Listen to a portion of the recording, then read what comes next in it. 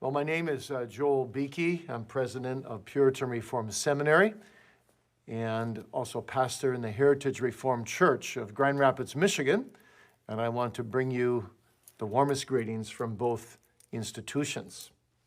My theme today is taking hold of yourself and of God in cultivating private prayer. Now, we just read from James 5:17 that Elijah prayed earnestly, which can also be translated in the marginal notes that he prayed in his prayer. His prayers were more than a formal exercise. He poured himself into his praying. You might call it prayerful praying. Today, we are often afflicted with prayerless praying. So ask yourself, what is the condition of my prayer life when no one else is watching? Do I meet with the Heavenly Father in reality, in secret, through Jesus? Is my prayer only an outward form, a ritual of words, or is it really the breathing of my heart? Now, perhaps you've once prayed in your prayers, but your prayer life has grown dull, backsliding, perhaps, has come into your life. And backsliding usually begins in the inner closet of prayer. You used to look forward to times of prayer. You longed to be alone with the Lord. But gradually, your prayer life began to disintegrate. You see, we must confront our prayerless praying, confess it to God, and plead for the spirit of grace and supplication to revive our souls. So then, what are the solutions to this problem of prayerlessness? The solutions for prayerful praying? Well, I believe it's basically a twofold solution by the Spirit's grace. First, we must take hold of ourselves. As Paul says to Timothy, exercise thyself, take hold of thyself unto godliness. And second, we must take hold of God, which Isaiah 64:7 refers to, when it says, there's none that calleth upon thy name, that stirreth up himself to take hold of thee. So I plead with you in this little talk that you would resolve to pursue a more fervent and faithful prayer life. And that will require of you to take hold of yourself and of God. So first then, take hold of yourself for prayer. What I want to do is I want to give you 7 quick principles of how to take hold of yourself for prayer. Number 1, remember the value of prayer. Like Daniel, we should be willing to die rather than give up prayer. We should always remember that prayer is essential for the well-being of our soul, that it's the most Christ-like thing we can engage in. We must seek to realize the value even of unanswered prayer. The Puritan William Bridge said, a praying man can never be very miserable, whatever his condition be, for he has the ear of God, the Spirit within to indict him, a friend in heaven to present him, and God himself to receive his desires. 'Tis a mercy to pray, even though I never receive the mercy prayed for. My dad used to teach me when I was a boy that the most valuable thing in all the world is an open throne of grace, the freedom to cry out to God. But if unanswered prayer is sweet, how much sweeter are answered prayers? Joseph Hall wrote, good prayers never come weeping home. I'm sure I shall either receive what I ask or what I should have been asking for in the first place. So remember the value of prayer.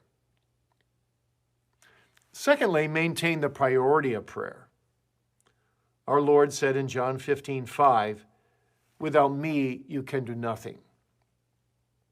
I love what John Bunyan said. He said, you can do more than pray after you have prayed, but you can't do more than pray until you have prayed. You see, you have to give prayer priority. And that means ranking it higher than other things. Is it possible that your prayer life suffers because something else is being ranked too high? such as the electronic media, perhaps. Media might absorb you too much, take up too much precious time, or something else that you put, something worldly perhaps, that you put before your prayers, that make your prayers become shallow and cold and self-centered. Prioritizing prayer will require putting other activities in their proper place, but keeping prayer as your priority. Number 3, speak with sincerity in prayer. Psalm 62:8 says, "Trust in him at all times, ye people. Pour out your heart before him. God is a refuge for us." Sometimes a sincere prayer, such as Psalm 119, is long and carefully crafted. But sometimes a sincere prayer, such as Psalm 86, verse 11, is very simple, short. "Unite my heart to fear thy name." Or consider Luke 18:13. "God be merciful to me, a sinner." Either way, settle for nothing less than sincerity in your prayer. Thomas Brooks put it this way: God looks not at the elegancy of your prayers to see how neat they are, or at the geometry of your prayers to see how long they are, or at the arithmetic of your prayers to see how many they are, or at the music of your prayers, or at the sweetness of your voice, or at the logic of your prayers. But he looks at the sincerity of your prayers, how hearty they are. 4, cultivate a continual spirit of prayer. Pray without ceasing, says 1 Thessalonians 5:17. And that refers to the spirit, the habit, the condition of prayer, rather than the physical act of prayer. To pray without ceasing is to pray at set times and seasons, to pray with importunity and vehemence, and to improve various occasions to pray throughout each day. The story is told of some ministers who got together to talk about what it means to pray without ceasing. John Newton was there and some others, and a young woman was serving them, and so they asked her, "What do you think this means, to pray without ceasing?" "Well," she said, "sirs, I just sort of pray my way through the day. You know, when I get up, I dress myself, I pray I would be clothed with Christ's righteousness today. When I dusted the furniture before you came, I pray that the Lord would take away the filth of my heart. And when I set food and drink before you, I pray that he would be the bread of life and my water of life." Number 5, work towards organization in intercessory prayer. You know, Paul prayed constantly for believers in churches all over the world. He was a remarkably busy person. His life was full of conflicts and trials, yet he maintained a system of prayer. He kept prayer lists in his mind, if not on paper. And with God's help, you see, if you organize your prayer times for others, you will feel more burden to pray for them. And sometimes for certain people more than others.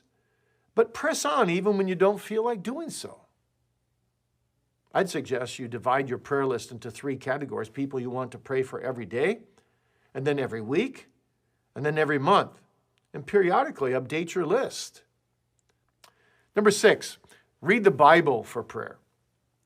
One reason your prayer life may be growing stagnant is that you've neglected the Scriptures. See, prayer is a two-way conversation, really. God is speaking to you through his word, and then you go back to him in prayer. So we need to listen to God, not just talk to him. We listen to God by filling our minds with the Bible. Our Lord Jesus Christ says in John 15, "If you abide in me and my words abide in you, you shall ask what you will, and it shall be done unto you." So when you read the Bible, do so with the express intent of responding to God's word with prayer. Turn those promises in the Bible into fuel for your prayers. And finally, take hold of yourself, number 7, by keeping biblical balance in prayer. Now, prayer is essentially 4 things: adoration, confession, thanksgiving, supplication. But it can be broken down into more detail. The Scriptures present various kinds of prayer: praise of God's glories, confession of our sins, petition for our needs, spiritual and physical, thanks for God's mercies, intercession for others, and our affirmation to God that we are confident that He is willing and able to answer what we prayed. The Bible also presents different contexts for prayer: private prayer, family prayer, prayer with friends, prayer meetings, prayer in public worship. So periodically, examine your prayers to see if they are out of balance and give more time and energy to the areas of prayer you're neglecting. And then secondly, and more shortly now, we need to also take hold of God in prayer. So let me give you 3 principles for taking hold of God in prayer through Jesus Christ. One is, plead God's promises in prayer. In His sovereignty, God has bound Himself by His own promises. Thomas Manton wrote, "One good way to get comfort is to plead the promises of God in prayer. Show Him His handwriting. God is tender of His word." Some time ago, an elderly friend brought me a spiritual letter from my father, who died while in the pulpit, passing from the pulpit to glory way back in 1993. But my dad had wrote a letter in the 1950s to this man, shortly after his conversion. And he said to me, I thought you might like to have this. And I said, like to? I'd love to have this letter. And I sat down and read it immediately with great pleasure.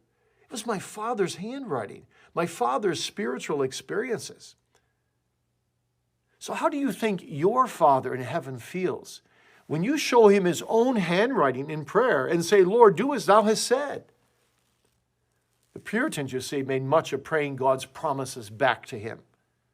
John Trapp wrote, promises must be prayed over. God loves to be burdened with and to be importuned, that is, urgently pressed with requests in His own words, to be sued upon with His own bond. Prayer is a putting God's promises into suit. And it's no arrogancy or presumption, Trapp goes on to say, to burden God, as it were, with His own promises. Such prayers will be nigh the Lord day and night.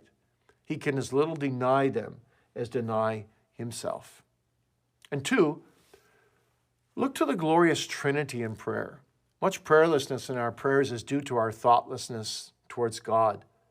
Our prayers may come from the stress of an immediate need or crisis, which is legitimate, or they may become mere habitual talking to ourselves.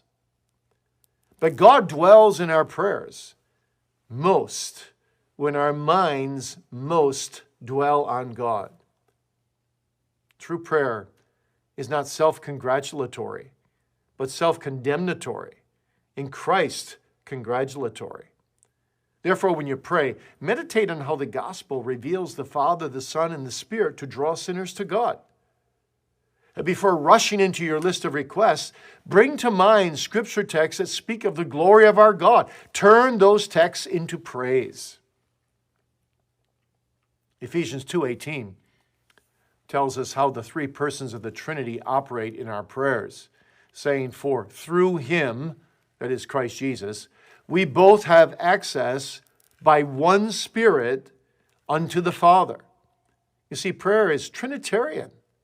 It's like a golden chain that runs from the Father via the Son and the Spirit back to the Father again. Finally, believe that God answers prayer. That's how we take hold of Him, by faith. I fear that we often don't believe in prayer as we should. In America, a man once set up a tavern next door to a church. There were wild parties, late-night hours, sinful indulgence, and morning garbage from the bar on the church parking lot that so distressed the church that the church people began to pray that God would intervene. Well, God did. A tornado came through that town and actually wiped out the tavern and left the church untouched. And so the tavern owner took the church to court, claiming his loss was due to the church's prayers. But the church members claimed innocence, saying, we have no responsibility. in the tavern's destruction? Well, the judge marveled. He said he never had a case like this before, where unbelievers profess to believe in prayer and believers profess not to. You see, faithless prayer is fruitless prayer. When we don't trust that God answers prayer, we call into question his fatherly relationship to us. Since he's our Father through the blood of Jesus, suspicion toward the prayer-hearing God boils down really to mistrust in the finished work of Christ. So let's not be unbelieving, but believing in our prayers. So in conclusion, ask God to make you a praying Elijah who knows what it means to battle unbelief and despair, even as you strive to grow in prayer and in grateful communion with God. Isn't it interesting that James presents Elijah as someone quite like you and me, with the same passions that we have? He prayed in his praying, and he could despair in his despairing. Do not neglect to pray for your own prayer life. Pray for grace to believe and be thankful that God decrees prayer and gives prayer and hears prayer and answers prayer. And if we truly believe these things, we have sufficient motivation to undertake the journey from prayerless praying to prayerful praying, being contemporary Elijahs who truly pray in our prayers to our worthy triune God of amazing grace, who is always worthy of being worshiped, feared, and loved, even to all eternity. 할렐루야! 이번 사랑 글로벌 특세를 통해서 하나님을 만나시고 하나님께서 응답하시는 기도의 응답을 체험하시기를 주님의 이름으로 축원합니다. 전국과 전 세계에서 특세에 동참하시고 계시고 또 제가 섬기는 대구 동신교회 성도들도 동참하시고 계시는데 여러분 모두가 이번 기회에 놀라운 은혜를 체험하기를 주님의 이름으로 축원합니다. 몇 달 전에 미국 대통령 선거를 할 때에 누가 대통령이 될 것이냐 상당히 관심이 많았죠. 또 내년에는 한국의 대통령 선거를 할 텐데 누가 대통령이 될 것이냐 관심이 아주 많죠. 그런데 사람들이 대통령 선거 때는 대단한 기대를 걸지만 선거 끝나고 누가 대통령이 되고 나면 조금 지나면 상당히 실망합니다. 기대에 부응하지 못하기 때문이죠. 저는 이런 대통령 선거 때마다 기대에 부응할 뿐만 아니라 국민들이 소원하는 그 모든 것들을 완전히 이루어줄 수 있는 그런 대통령은 있을 수 없을까? 그런 질문을 던지곤 합니다.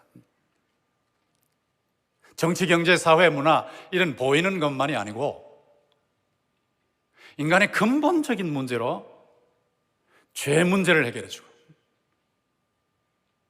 그리고 인간들이 계속해서 꿈을 꾸고 있는 그 낙원을 도래케 할 수 있는 그런 대통령은 없을까? 그런 대통령이 계십니다. 예수 그리스도께서 그런 대통령이신 줄 믿습니다. 그런 대통령이 되시려면 분명히 조건이 있어요. 죄가 모든 문제의 근본이기 때문에 죄 문제를 철저하게 해결해야 됩니다.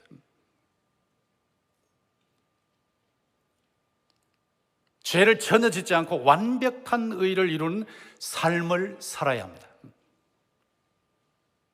그리고 사람들의 죄 때문에, 국민들의 죄 때문에 그 죄를 처리하는 값을 치르는 죽음을 당해야 됩니다. 죽는 것으로 끝나는 것이 아니라 부활을 해야 합니다. 예수께서 왕중왕이시고 세계의 대통령 정도가 아니라 우주의 대통령이라고 할 때는 그것을 증명해 보여야 되거든요. 그 증명이 무엇이냐? 부활이에요, 부활. 예수님은 분명히 왕중왕이시고 세계의 대통령, 우주의 대통령이신데 사람들이 인정하기를 싫어합니다. 여러분이 시편 2편 전체를 다 읽어보시면 내용이 나옵니다마는 2절에 보시면 세상의 군왕들이 나서며 관원들이 서로 꾀하여 여호와와 그의 기름 부음 받은 자를 대적하며, 여기에 그의 기름 부음 받은 자가 나오죠. 그리스도, 기름 부음을 받으신 분, 하나님께서 왕중왕, 세계 대통령, 우주의 대통령으로 기름을 부어 세우신 분, 그분이 그리스도이십니다. 그런데 3절에 보면 우리가 그들의 맨 것을 끊고 그의 결박을 벗어버리자 하는도다. 왕중왕의 간섭을 받기 싫은 거예요. 결박을 다 끊어버리고 우리 마음대로 살자, 그렇게 반역하는 겁니다. 제가 최근에 책을 읽으면서 깜짝 놀란 단어 하나가 있어요. 크리스토포비아라는 단어예요.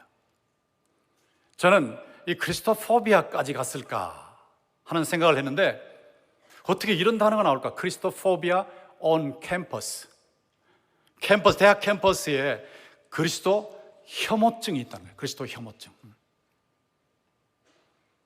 미국의 대학의 경우에 딱 들어가면 Leftist Indoctrination 101, 그러니까 좌파 교육, 가장 기본적인 교육을 거의 다 받는다는 거예요. 그리고 1학년 지나가면서 그 전에 예수 믿던 대학생들 절반 이상이 신앙을 포기한다는 겁니다. 그리고 그리스도 혐오증까지 나타난다. 한국에서도 고등학교 때까지 예수를 믿다가 대학 들어가면 예수를 믿지 않는 학생들이 상당히 많다는 말을 들었지만 미국도 엄청 많은 거예요. 절반 정도, 그 이상. 이 크리스토포비아, 이게 무엇입니까? 간섭받기 싫은 거예요. 내 마음대로 살겠다는 거예요. 하나님을 인정하지 않고 하나님 없다, 무신론.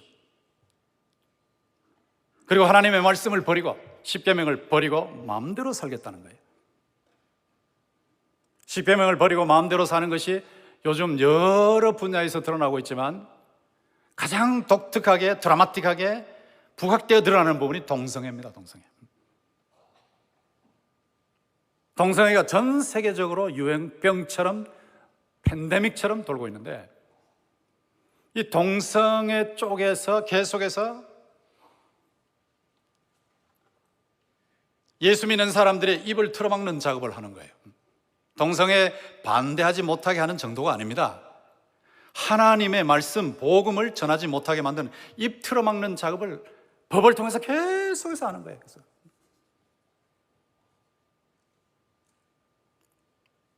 크리스토포비아 현상, 그리스도 혐오 현상, 이것이 전 세계에 퍼져나가고 있는데, 이런 때에 하나님께서 이 반역 현상을 보시면서 어떻게 보시고 계시느냐? 하나님께서 비웃으신다고 그랬어요. 그 밑에 4절에 보시면 하늘에 계신 이가 웃으시며 주께서 그들을 비웃으시리로다. 하나님께서 비웃으신다. 여러분 한번 생각해 보십시오. 지구상의 모든 바닷가와 모든 강가와 모든 사막의 모든 모래 알갱이들을 전부 모아놓은, 그것보다 7배 이상이나 많은 별들이 우주 속에 떠 있습니다. 지구도 하나의 별입니다.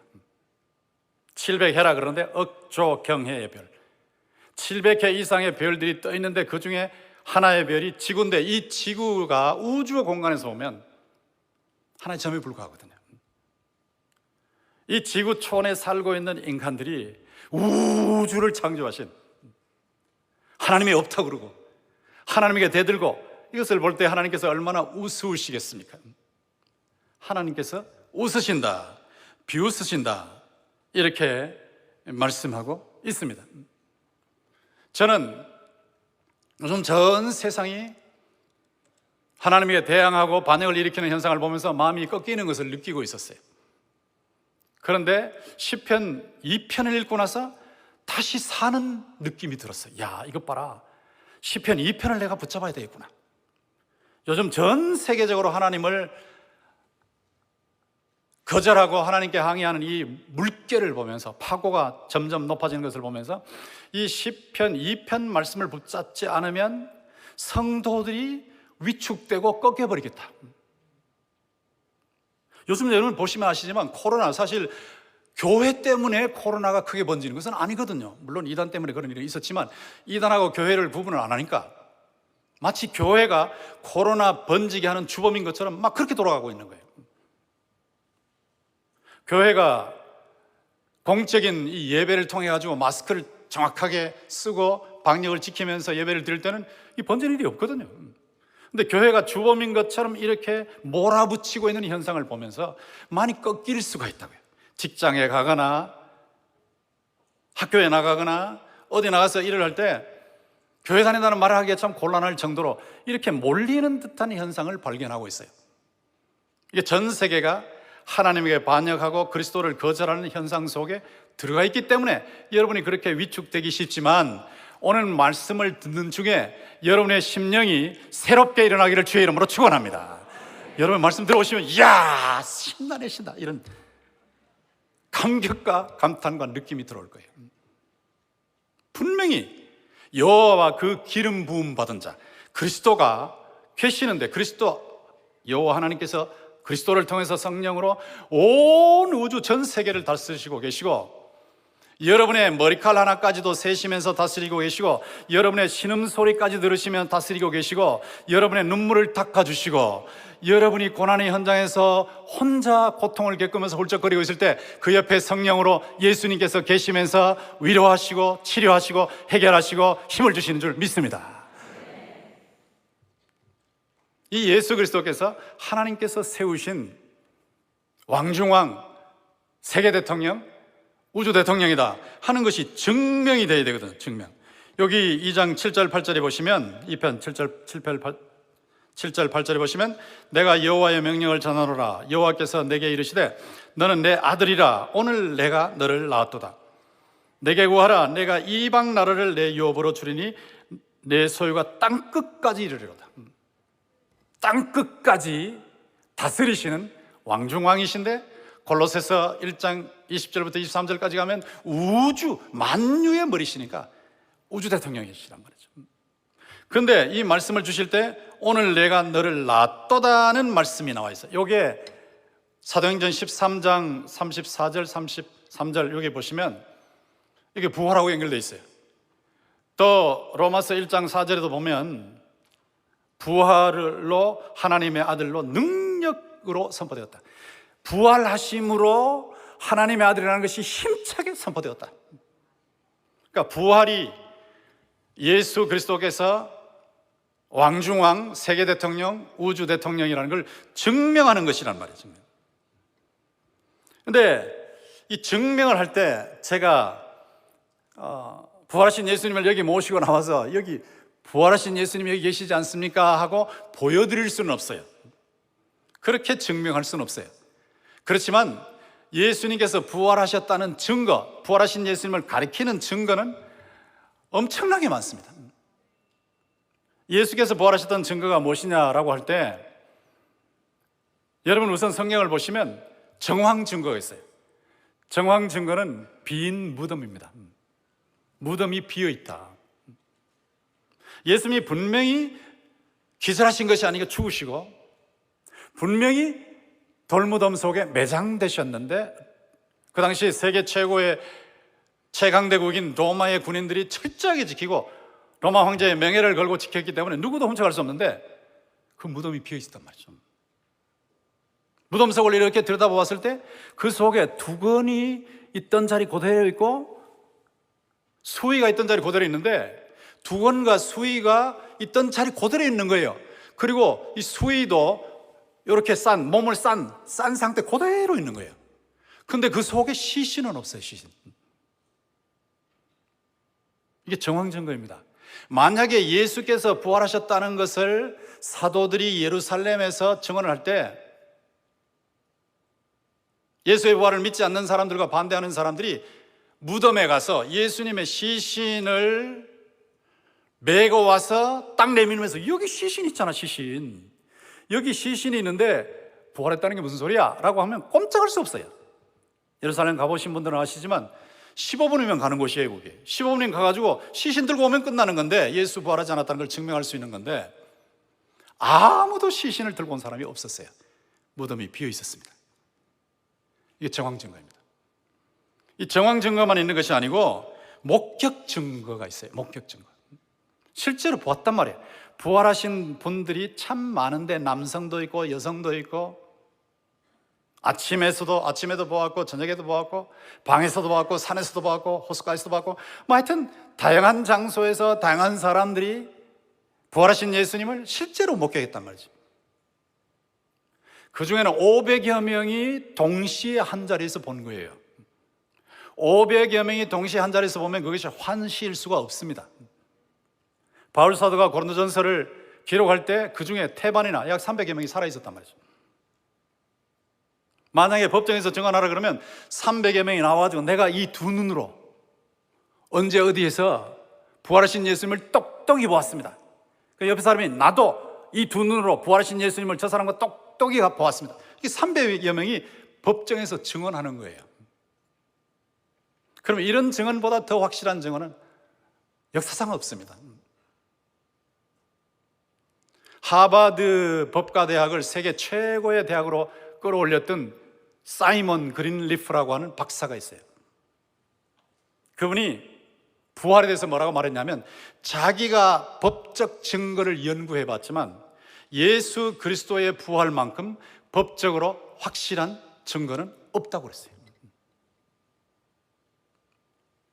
영국의 옥스퍼드의 토마스 아놀드라고 하는 역사학 교수는 자기가 역사적인 사실을 고증을 해보았지만 예수 그리스도의 부활 사건만큼 정확하게 고증되는 역사적 사건은 없다고 했습니다. 이렇게 말씀을 드리면 어떤 분들은 그러죠. 어떻게 신약 성경을 믿을 수가 있느냐? 신약 성경 그 문헌을 어떻게 믿어? 이렇게 생각하는 사람들이 있어요.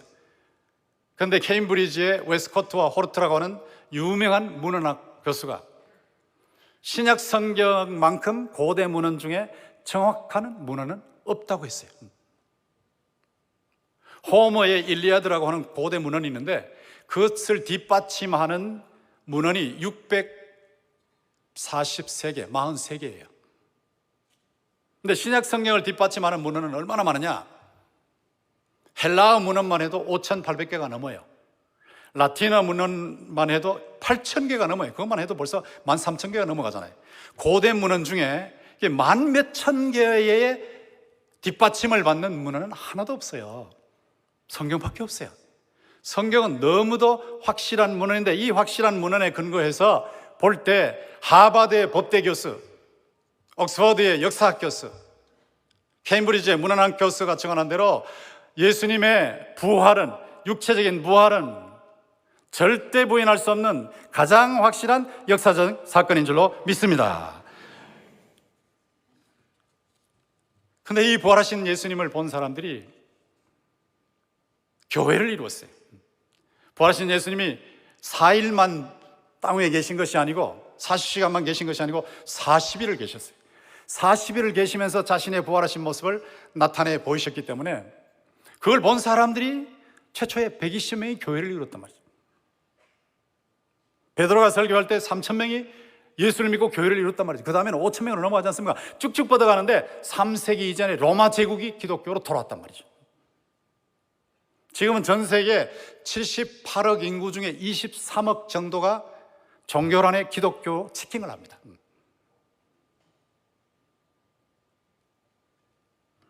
토드 존슨이라고 하는 고든 코넬 교수님이 기독교 순교 누가 왜 언제라는 짧은 글을 썼는데, 거기 보면 지난 2000년 동안에 부활하신 예수님을 증언하면서 순교한 사람들이 7천만 명이에요. 7천만 명. 이 어마어마한 사람들이 부활하신 예수님이 지금도 살아계신다는 것을 증언을 하고 있기 때문에 이 교회의 증언이 엄청난 증언입니다. 뿐만 아니라 개인의 간증이 있습니다. 제가 존경하는 교수님 중에 존 레녹스라고 하는 교수가 있는데, 존 레녹스 옥스퍼드의 수학 교수예요. 수학 교수인데 리차드 도킨스라고 하는 무신론자하고 토론해가지고 무신론자가 꼼짝하지 못하게 할 정도로 신학적인 지식, 철학적인 지식이 대단한 사람이에요. C.S. 루이스 이후에 거의 버금가는 대단한 학자라고 할 수 있습니다. 이 존 레녹스가 같은 학교의 화학 교수 피터 아트킨스와 이런 문제를 가지고 토론을 하는 거예요. Can science explain everything? 과학이 모든 것을 설명할 수 있는가? 토론 붙었는데 존 레녹스가 그러는 거예요. 저는 예수를 믿습니다. 예수님의 부활 때문에 예수님을 믿습니다. 부활은 확실한 증거입니다. 제 삶 속에 평안을 주고 또 제 삶 전체가 살아계신 예수님을 만나는 삶입니다. 이렇게 증언을 했어요. 그러니까 피터 아트킨스가 뭐라고 말했냐면 난센스, 말도 안 되는 소리라고, 무슨 그런 소리를 하냐고. 그러니까 존 레녹스가 뭐라고 말했냐면 그러면 한번 테스트 해보라 그랬어요. 테스트. 정말 예수님께서 부활하셨는지 안 하셨는지 성경을 읽어보시면서 보면서 테스트를 한번 해보시라고. 자신이 어느 캠퍼스에 가서 강의를 했는데 그때 중국 학생이 그 강의를 듣고 너무 도전을 받아가지고 무신론자 중국 학생이 도전을 받아서 자기가 신약 성경을 읽기 시작했다는 거예요. 신약 성경을 읽으면서 야, 이거 예수님 부활하셨구나. 너무 확실하게 들어오기 때문에 예수님을 영접했다고 하면서 그 다음에 다른 캠퍼스에서 강의할 때 그 학생이 나타나가지고 질문 시간에 손을 들고 질문하더라는 거예요. 질문을 하면서 뭐라고 말했냐면 여러분 제 얼굴을 보십시오. 얼굴. 좀 존 레녹스도 보고 있고 사람들이 다 그 학생의 얼굴을 보고 있는데 제 얼굴을 보십시오. 제 얼굴에서 빛이 나지 않습니까? 라고 하면서 제가 존 레녹스 박사의 도전을 받고 성경을 읽어보고 나서 예수님이 부활하셨다는 것을 확실하게 발견하고 예수님을 나의 주, 나의 하나님으로 모시게 되었습니다. 제가 이렇게 변했습니다. 증명할 수 있다는 거예요. 테스팅 해보라는 거예요. 테스팅. 그만큼 예수님께서 확실하게 부활하셨다는 것이죠. 1901년부터 2000년까지 노벨 물리학 수상자의 65.3%가 기독교인이거나 기독교 배경을 가지고 있습니다. 그 사람들이 머리가 나빠서 부활하신 예수님을 믿는 것이 아니에요. 예수님께서 확실하게 부활하셨기 때문에 대단한 학자들조차도 개인적인 간증과 함께 예수님이 부활하셨다는 것을 증언하는 것입니다. 그리고 성령께서 여러분과 제게 역사하셔서 우리 마음속에 예수님께서 부활하셨다는 것을 확실하게 증언해 주시고 계십니다. 눈에 보이지 아니하시고 귀로 들리지 아니하시고 손으로 만질 수 없지만 부활하신 예수 그리스도는 눈으로 보이고 귀로 듣고 손으로 만져지는 어떤 인격체보다도 더 확실하게 살아계신 것을 믿습니다. 우리의 인생을 걸고 증언할 수 있는 부분, 보이지 않고 들리지 않고 만져지지 않지만 보이고 들리고 만져지는 어떤 인격체보다도 더 확실하게 부활하신 예수님 지금 살아계시면서 우주의 대통령으로 왕중왕으로 나의 삶의 대통령으로 다스리고 계심을 믿습니다. 이거 유명한 시인과 소설가 존 업다이크가 있는데 그가 이런 시를 썼어요. 일부만 소개하면 이렇습니다. 용해된 세포가 복원되고 분자가 다시 결합되고 아미노산이 되살아나지 않았다면 교회는 무너질 것이다. 부활이 없다면 교회는 무너질 것이다. 근데 부활하셨다는 거예요. 그분은 우리와 똑같은 몸으로 살아나셨다. 꺾인 손가락과 발가락도 똑같았고 판막이 있는 심장도 똑같았다. 찔려 죽고 시들고 멈췄던 심장이 계속 쿵쿵 박동으로 새 힘을 얻어 되살아났다. 예수님은 지금 확실하게 부활하신 예수님 살아계시면서 왕중왕으로 세계 대통령으로 우주 대통령으로 다스리고 이 자리에 성령으로 우리와 함께 계신 줄 믿습니다. 예수님이 왕중왕, 세계 대통령, 우주 대통령이라는 것은 증거가 된 거예요. 부인할 수가 없어요. 정직하게 접근한 사람은 누구나 다 인정할 수밖에 없는 확실한 진리와 확실한 사실입니다. 이제 우리의 과제가 무엇일까요? 우리의 과제는 이번에 통치를 받아야 되겠죠. 부활하신 예수님의 통치를 받는 거예요. 통치의 축복이에요. 이게 아까 2장에 보시면 11절 12절에 보시면 여호와를 경외함으로 섬기고 떨며 즐거워할지어다. 그의 아들에게 입맞추라. 여호와께 피하는 모든 사람은 다 복이 있도다. 여기 입맞춘다는 것은 왕 앞에서 굴복해서 왕으로 인정해드리고 왕 앞에 절하고 왕으로 모신다는 뜻이에요. 여러분이나 저는 성령을 통해서 감동을 받아서 예수 그리스도 앞에 굴복해서 왕으로 모시고 대통령으로 모시고 있는 줄 믿습니다. 근데 이 예수 그리스도를 우리의 왕중왕, 세계 대통령, 우주 대통령, 나의 대통령으로 모실 때에 이를 박박 할면서 주먹을 불끈 쥐고 그런 거 아니에요. 그렇게 모시실지만 억지로 마지 못해서 그렇게 모시는 거 아니에요. 사랑하는 마음으로, 즐거운 마음으로, 감격스러운 마음으로 예수 그리스도를 모시고 있는 것입니다. 왜냐하면 그분이 저와 여러분 때문에 이 땅 위에 오셔서 고난당하시고 우리의 죄 때문에 십자가에서 피 흘려 죽으시고 제3일에 부활하시고 승천하셔서 우리를 위해서 지금 기도하시고 계시고 우주 만물과 인간계를 다스리고 계시고 멀지 않는 장래에 다시 재림하셔서 하나님의 나라를 완성할 것이기 때문입니다. 저는 예전에는 하나님이 정말로 싫었어요. 한번 제가 사랑의 교회에서 그런 말씀을 드린 적이 있지만 아버님께서 아주 가난한 교회 목회하시면서 아들 7을 낳으시는데 7 중에 2은 죽고 5이 남았는데 자신이 그렇게 가난하게 목회하시면서 5 아들을 전부 목회자로 하나님 앞에 서원하고 바치셨다. 그렇게 식사 시간에 우리 앞에 말씀하시는데 저는요, 아이고 속으로 아버지 죄송합니다. 제가 회개한 말을 합니다. 아버지 혼자 미치는 거로 족합니다. 자식들까지 끌고 들어가서 미치지 마십시오. 그랬던 사람이에요. 근데 지금은 후에 변했죠. 아버지 기도로 5명이 다 변해가지고 다 목회자가 됐는데 얼마나 감사한지. 하나님의 은혜로 이 쓸데없는 자 왜 구속하여 주는지 나는 알 수가 없도다. 나 된 것은 하나님의 은혜로 된 것이다. 내게 주신 그의 은혜가 헛되지 아니하여. 여미턴 저에겐 해당되지 않지만 내가 다른 사도보다 더 많이 수고했으나 내가 아니요 나와 함께 하신 하나님의 은혜로라. 하나님의 은혜.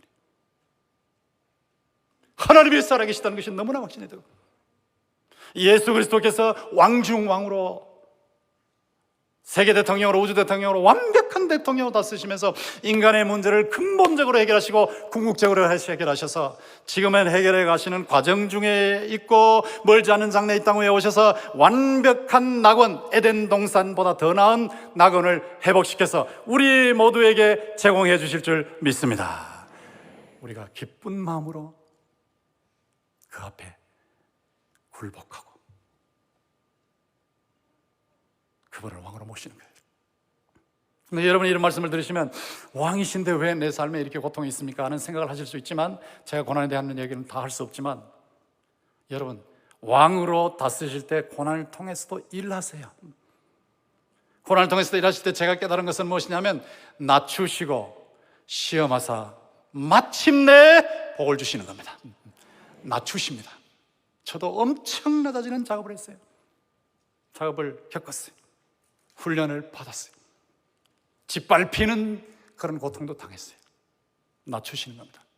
이런저런 고난을 통해서 여러분을 낮추시고 세상에 대한 애착을 끊게 하시고 주님을 더 사랑하게 하시고 천국에 대한 소망을 갖게 하여 주시고 하나님의 말씀이 고난 중에서 막 살아 움직이는 것처럼 느끼게 하시고 성령의 감동도 느끼게 하시고 간절하게 기도가 터지게 하시고 그러면서 기도 응답을 체험하면 벌쩍벌쩍 뛰면서 감격하면서 하나님 이렇게 나타나 주시니 정말로 감사하고 감사합니다. 하나님께서 예수 그리스도를 통해서 지금도 살아계시면서 다스리고 계심을 믿습니다 하는 확신이 여러분 속에 막 불같이 일어나는 거예요. 낮추시고 시험하사 마침내 보신다. 신명기 8장 16절을 기억하셔야 돼요. 낮추시고 시험하사 마침내 복을 주려 하심이라. 낮추십니다. 낮추십니다. 사랑하시기 때문에, 여러분을 사랑하시기 때문에. 말씀대로 사는지 안 사는지, 통치를 받는지 안 받는지 시험하시는 거예요. 그리고 마침내 복을 주신다. 이미도 복을 주셨고 지금도 복을 주시고 계시고, 마침내 상상할 수 없는 메가톤 급의 복을 영육간에 여러분에게 쏟아 부어 주실 줄 믿습니다. 이분이 여러분과 제 속에 살아계시는 거예요. 갈라디아 2장 20절 여러분 잘 아시는데 같이 한번 읽어봅시다. 갈라디아 2장 20절 떼어놓으시고 같이 시작. 내가 그리스도와 함께 십자가에 못 박혔나니 그런즉 이제는 내가 사는 것이 아니요 오직 내 안에 그리스도께서 사시는 것이라. 이제 내가 육체 가운데 사는 것은 나를 사랑하사 나를 위하여 자기 목숨을 버리신 하나님의 아들을 믿는 믿음 안에서 사는 것이라. 아멘. 지금 제 속에 성령을 통해서 부활하신 그리스도께서 살아계시면서 제 마음부터 다스리시고 제 삶을 다스리시고 지금 이 순간에 설교하는 제 입술을 다스리시고 여러분 모두를 다스리고 계심을 믿습니다. 다스리고 계시는 분이에요. 이분이 살아계세요. 내 안에 그리스도께서 살아계세요. 나를 사랑하사 나를 위하여 자기 몸을 버리신 하나님의 아들이 믿음을 통해서 여러분과 제 안에 살아계세요. 여러분의 현실이 아이고 예수님 살아계신 거 아니야? 주변에 있는 사람들이 어디 그런 게 있어? 웃기는 소리 하지 마라. 그럴 때 여러분이 믿으셔야 돼요. 현실이 아무리 반대쪽으로 간다 할지라도 현실을 뛰어넘는 예수 그리스도께서 우주의 왕중왕 우주 대통령, 여러분의 대통령으로 살아계시면서 여러분을 다스리신 줄 믿습니다. 이 믿음으로 계속해서 고백하는 거예요. 주님이 살아계신 줄 믿습니다.